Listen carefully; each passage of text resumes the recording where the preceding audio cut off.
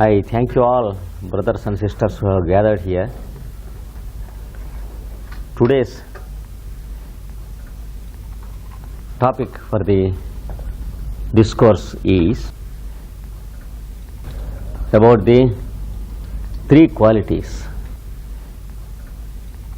It is a profound subject, and as the heading of the discourse indicates, it has application to every walk of life. There is nothing that has no influence of the three qualities. The knowledge of that branch of science was common to all nations in the ancient days, but gradually it has gone into oblivion, and the purview of the human comprehension changes from age to age, and the popularity or otherwise of any subject changes accordingly. Generally, we believe that mankind is growing more and more wise, but the fact is mankind grows wiser in some aspects in some centuries, while it forgets certain values which it had in the past. The importance changes according to the nature and the purview of the humanity of the century. Every century has its own collective mind of humanity, which differs from the individual mind and intelligence. And however intelligent an individual may be, he is bound to be a part of the century intelligence, and it has its own localized application in the intelligence of the decade. It may be a philosopher or a politician or an educationalist or a man of economics or planning or ecology. Whatever it may be, he represents only the mind of his century, and he cannot go beyond. This is true in every century. According to this, we have a formula that is going on. The day of humanity and the night of humanity alternate. For some thousands of years, there will be the day of a particular humanity. Gradually, the humanity gets awakening into various subjects. It begins to work out many dimensions which were not previously there with humanity, and make a better and a better application of the dimensions worked out. And that particular humanity enjoys its own zenith of understanding. That is, it will have its own centuries of dazzling intelligence and astounding application of knowledge. And gradually it begins to decline, and the window of understanding becomes narrow and narrow. And however sharp the individuals may be, the purview of understanding becomes less and less. And as it reaches the centuries of decline, it will have an increase in intelligence, whereas it will have a decrease in what is called understanding. Begins to believe in greatness than in goodness of behavior, begins to believe in achievement than in accomplishment. Such a change occurs in that wave of humanity which is bound to make great advancements in technology and science. And as a result, you find competition as the keynote of that humanity, and adjustment neglected. The result is war-mindedness, fight, international war, and self-destruction of that wave of humanity. During those centuries, there will be a series of wars and continental destructions. And once again, infant humanity begins to rise. But it has to develop dormantly for some time, when we can call it the night of the new humanity. And then the history repeats. This is how the cycles work. However rationalistic a human being may be,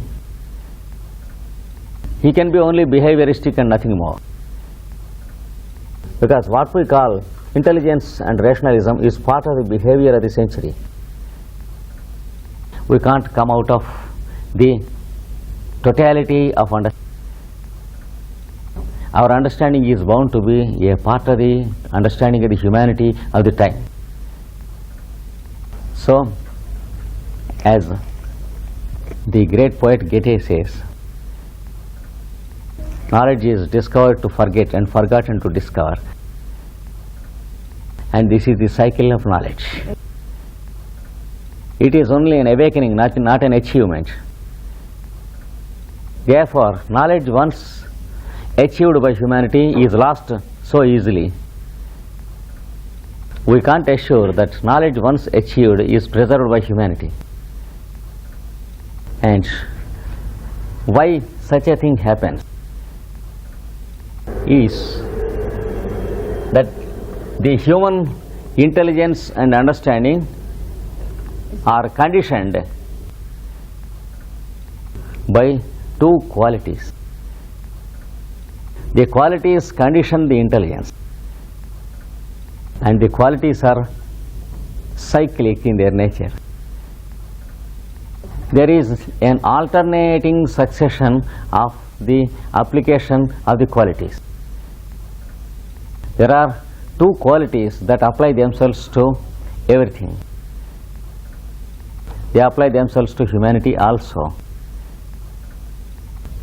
You can say one is dynamism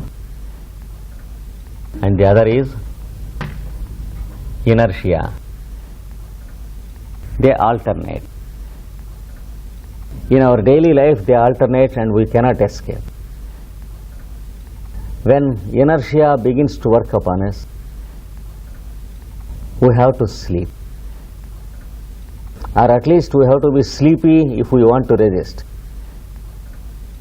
And when dynamism begins to work, we have to wake up from sleep in the morning, even though we don't want to get up from the bed. There is the awakening. We cannot go on sleeping for nights and days continuously,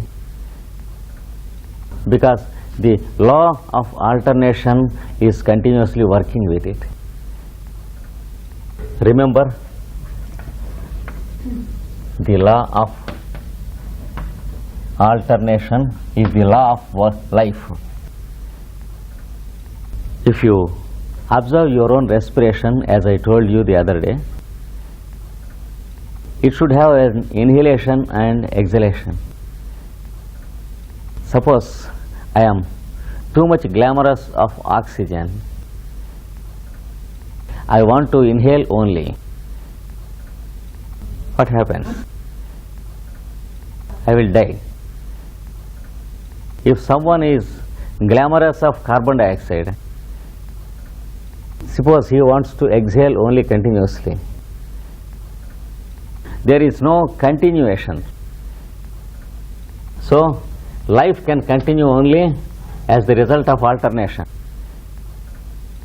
Just as light can present itself to the eye in the form of vibration, the result of alternation. Suppose there is continuous light without the phenomenon of vibration. What is the result? The result is the appearance of space. It appears to our eye as something blue. That's why we find the sky blue, which in fact is not. The same is the case with everything. The mind is subordinate to the law of alternation, and the heart is subordinate to the law of alternation. Once there is the distribution of blood, and again there is the gathering of blood from and into the heart. And without this alternation, we would not have had what is called continuity, which we blindly call span. We understand span as something linear or continuous, but it is a structure of the threads of alternation, and beyond this there is what is called the law of pulsation. Since space pulsates, there is the exhalation and the inhalation of the universes. There is a period when the galaxies come out in millions and millions of numbers in various combinations. They begin to live their day. Each star taking the carrier of a solar system produces its own planets according to its own age, just as we produce the moustache and the barb according to the age. And then the solar system has its own span of life, just as every one of us have. It grows old and it explodes. Of course, it may take millions of years for each solar system to complete its span of life. To us, it is millions of years. To itself, it is only a span, and to the whole group of the galaxies, it is only a split second. Because the total construction of the galaxies is only a time of its own inhalation. Exhalation. And the disappearance of one group of galaxies is only its own inhalation. The two put together called pulsation. This is what Madame Blavatsky calls the divine breath. In the Secret Doctrine, she describes how the one essence exists through all eternity, how it is active and passive alternately, how the active phase brings out the worlds into objectivity, and how it takes away the worlds into subjectivity once again when the passive phase occurs. And the scriptures call the active phase the day of the Creator, and the passive phase the night of the Creator. So it is all according to the law of alternation, which law itself is subordinate to another bigger law called the law of pulsation. If you read the passages of Alice A. Bailey on the law of pulsation, I think A half page requires about 7 or 8 years for us to study and understand. Because it is not to understand, but it is to realize that we have to read those lines. We may be proud of our understanding and intelligence, but the author warns, do not be deceived of the simplicity of the words. Same is the case with the scriptures also. Every scripture in the world describes the law of pulsation and the law of alternation. And then subordinate to the law of pulsation, there is the law of periodicity, where cycles begin and operate. For example, the seasons in the year. We can easily understand the seasons in the year, but there are seasons in century and seasons in thousands of years and millions of years. In the scripture called Mahabharata, the author describes how the bigger cycles wield their influence upon the unit creations to produce their own seasons that are cyclic. How we can understand the trend of the creation by making a study of the seasons of the solar and lunar years we have, and making an application to the bigger cycles according to the law of correspondences. These laws are to be applied wherever they are needed. Then only we can get the correct information about this bigger cycle. Intelligence is not the key to solution always. Behavior is another key, and right application is a third key. We should have a proper explanation of these laws of nature, which we can hope that someday the man of science tries to understand, and will have a stature to explain to the student with all the keys to apply. Now for the present, let us understand how the law of alternation is working with us. In order to understand the law of alternation, the ancients have given us the law of the three qualities. Here we have two qualities. One is dynamism and the other is inertia. They are mutually opposite in their nature. Common sense automatically tells us that dynamism is opposite to inertia, and inertia is opposite to dynamism. Sleep and awakening are of opposite natures. So too night and day, light and darkness. But there is another way of understanding these pairs of seeming opposites. The scriptures train our mind into the way of understanding these things. We should apply the mind that can correlate.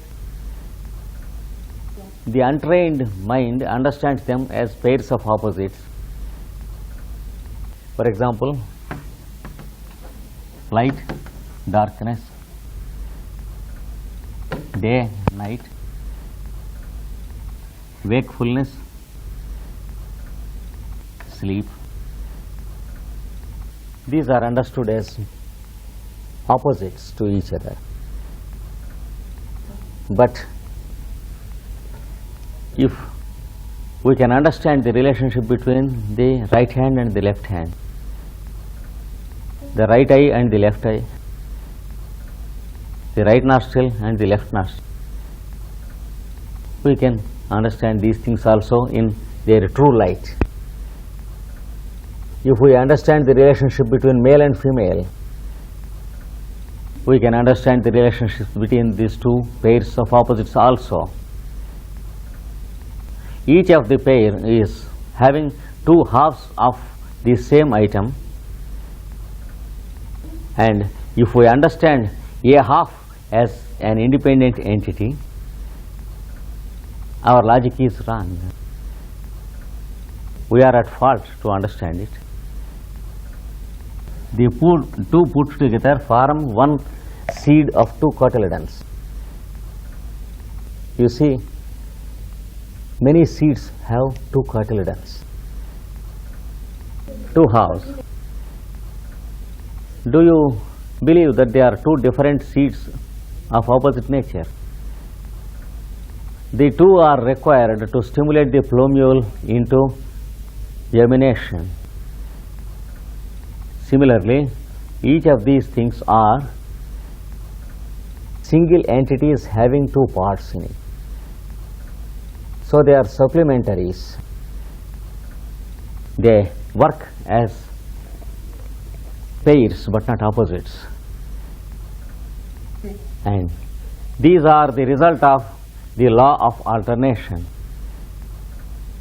Therefore, everything in nature represents the law of alternation. If you work for some time, you want rest.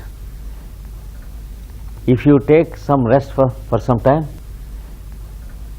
your mind wants to do something. This is how the law works. If you eat for some time, you feel like not eating. If you are really healthy, and after some time if you do not eat,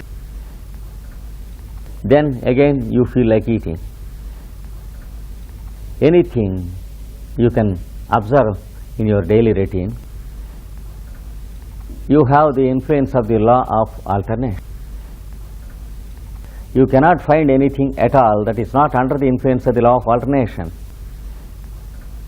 So, we try to understand more closely what are the qualities that are alternating. Dynamism is activity, and inertia is what we call rest. Both are false in their real existence. We think that bodies are at rest, whereas nothing is at rest in this universe. If the duster is placed on the table, we think it is at rest. If we throw it, we say it is in movement, which is true only in a particular sense. Beyond that, if you go to the nuclear physics scientist and say this is at rest, he will show you how the internal structure of every atom is always moving. Can you show me any atom that is at rest, or part of any atom at rest, or any unit particle in an atom at rest? So, to the mind and senses, it is at rest. To itself, it is not at rest. So, these two are only qualities that apply to the mind and matter.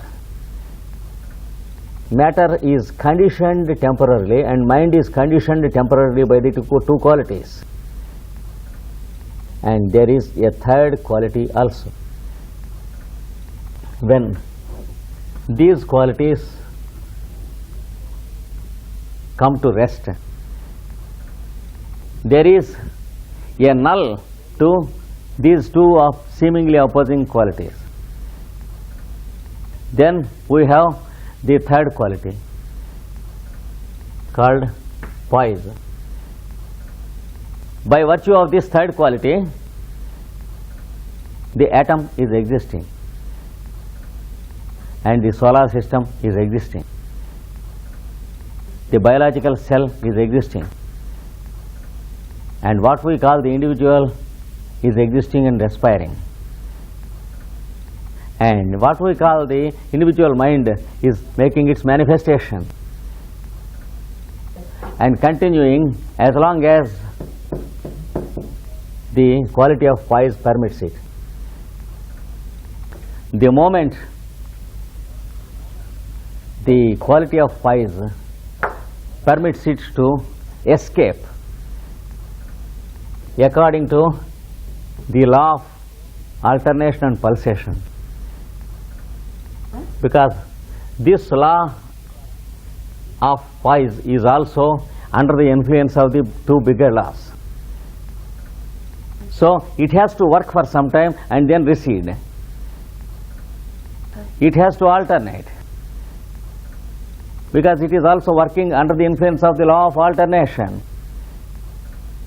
and the law of alternation is working under the law of pulsation. Repeat the sensation, repeat the sentences of, try to repeatedly read the concerned sentences in the books of Alice A. Bailey about the fundamental laws of nature. You will begin to understand through tens of years, and you will understand after some time. And then the moment it stops to act, then again the other two begin to function, and there is the disappearance of the piece of matter or the center of respiration. When the center of respiration disappears, respiration stops, and we use the unscientific word called death. We say that Mr. So-and-so is dead. In fact, there was no Mr. So-and-so. Mr. So-and-so is only the name of the poise. Mr. and Madam exist only as the result of the poise, and the moment the poise stops, then the law of dynamism and the law of inertia, they work not as one but as two. Then the respiration stops, then the heart stops. We believe that the person is dead. Our mind is unscientific enough to believe that he has gone or she has gone. Where? Then we try to answer to ourselves in the name of heaven or hell. So every religion created its own heavens and hells, and its own fairy stories and cock and bull stories about the departed souls. We can believe because they help us to live in a certain way, because belief is always more valuable than disbelief, and we live because we believe that we live. If we believe that there is nothing here except some chemicals, we find no reason to eat or drink or to sleep or take rest or to work or to enjoy sex. But we are doing all these things. Therefore, we are inclined to believe. We want to believe because we like life. As soon as there is poise, there is the manifestation of subordinate qualities. For example, liking to live, disliking to die, a temporary manifestation of another set of qualities. They are all just the result of behavior and nothing else. Nothing but the result of the properties of matter, properties of time and space. properties of the manifestation of the laws of alternation and pulsation. Then there is the manifestation of mind as one of the properties of matter. We can call that the mind is the synthetic property of matter. Matter undergoes alternation and matter exists as organic or inorganic. It undergoes alternation. Whenever there is the birth of a physical body, matter is drawn into it through the food of the parent and exists as organic. And the moment the body is left and the person dies, the same matter decomposes and goes into the minerals of the earth,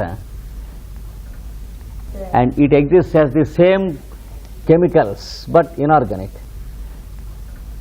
Again they go into another body to play the role of organic chemistry. So every atom of every element on this earth is under the influence of the law of alternation. It travels from the organic stage to the inorganic and vice versa. When it comes to the organic stage, it begins to make a manifestation of what we call the vital force or the energy which we call life. Then the poise makes the manifestation of the mind. Then only mind begins to exist to the individual. Then the mind begins to think. It begins to decide what is true and what is untrue. Now you can understand the truth of our decision of truth and untruth. It is only a self-conditioning. Under certain conditions, mind manifests, and it exists only as long as those conditions exist. And the moment the poise is disturbed, the mind disappears.